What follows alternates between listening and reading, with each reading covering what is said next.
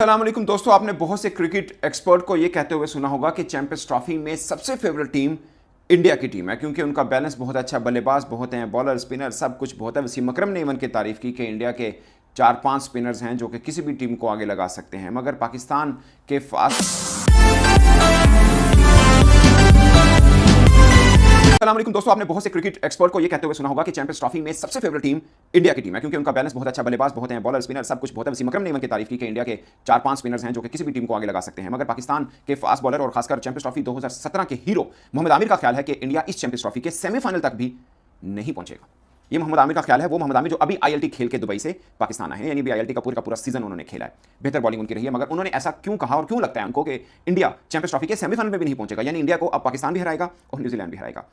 बहुत से मतलब आप आम क्रिकेट फैन से पूछ लीजिए, ज़्यादातर क्रिकेट एक्सपर्ट से पूछिए, उनको लगेगा कि पाकिस्तान टीम की जो हालत हुई है इसके बाद इंडिया को हराना तो बहुत ही मुश्किल रहेगा। मगर मोहम्मद आमिर ये समझते हैं कि पाकिस्तान टीम ऐसी है जो कभी भी कहीं से भी फाइट बैक कर सकती है और दूसरे को सेट बैक कर सकती है एक्चुअली में। वैसे 2022 में तो मैं इसका चश्मदीद गवाह हूँ कि पाकिस्तान जिम्बाब्वे से हारा था, तो खैर न्यूजीलैंड से हारा, हम जिम्बाब्वे से हारे थे, फिर उसी वर्ल्ड कप का फाइनल हमने खेला था और ये पहली बार नहीं हुआ। हमारे साथ अक्सर ऐसा होता है कि हम छोटी छोटी टीम से भी हार जाते हैं, फिर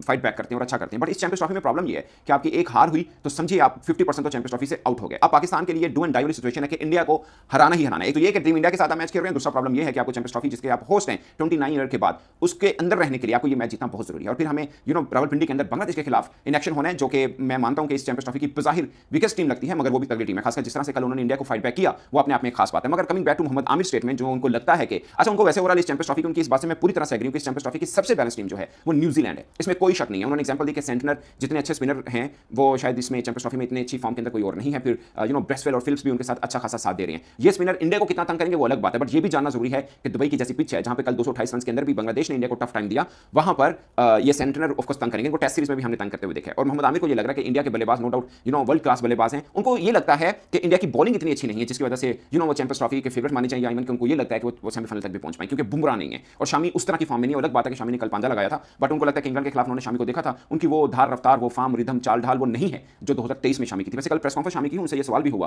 कि आपको लगता है कि आप उसके बिल्कुल के करीब हैं जो 2023 में शामी थे, तो उन्होंने बोला कि हर बॉलर का ये ख्वाहिश होती है कि जो उनकी पीक फॉर्म है वो मैक्सिमम टाइम पीरियड के लिए कैरी ऑन कर सके और वो कोशिश करते हैं कि अपनी अच्छी फॉर्म के अंदर बॉलिंग करें। जाहिर है उन्होंने इसको कनेक्ट नहीं किया कि मैं 2023 वाली फॉर्म में हूं या नहीं हूं, बट उन्होंने ये जरूर कहा कि हर बॉलर की ख्वाहिश है कि अपनी जितनी अच्छी फॉर्म है उसको कैरी ऑन करता रहे ताकि अपनी टीम के काम आए। और उन्होंने बताया कि वो जो पांजा किया और फिर उन्होंने फ्लाइंग किस की वो अपने वालिद साहब के लिए थी। ऑफ कोर्स हर बंदे के लिए उनके वालिद साहब ही आइडियल और मोटिवेशनल होने चाहिए, क्योंकि आपके साथ जितनी स्ट्रगल यानी जितना पसीना आपने भाया होता है उससे ज़्यादा तो आपके वालिद ने भी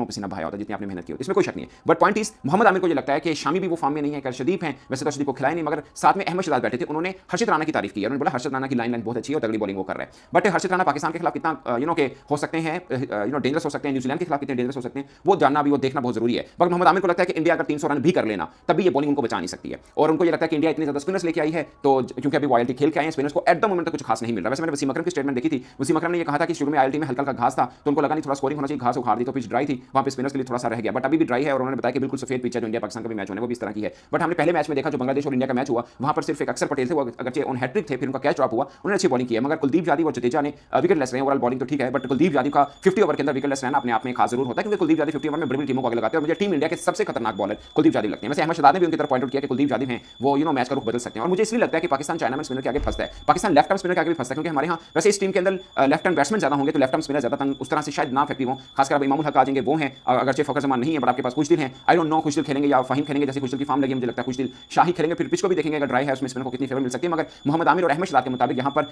फास्ट बॉलर को ज्यादा सपोर्ट मिल रही है, तो फास्ट बॉलर ज्यादा इफेक्टिव होंगे। और उनको ये लगता है कि पाकिस्तान के फास्ट बॉलर, वैसे मैं ज्यादा ख्याल रखता हूँ कि हमारे बॉलर नई बॉल के तो हैं, खासकर नसीम और शहीन, बट पुरानी बॉल में और डेथ ओवर के अंदर रन खा रहे हैं। मगर अहमद शहजाद और आमिर का ये ख्याल है कि हमारी ये बॉलिंग अटैक किसी हद तक इंडिया को पकड़ सकता है। खासकर मोहम्मद आमिर के मुताबिक रोहित शर्मा है जिनको जल्दी पकड़ना बहुत जरूरी है।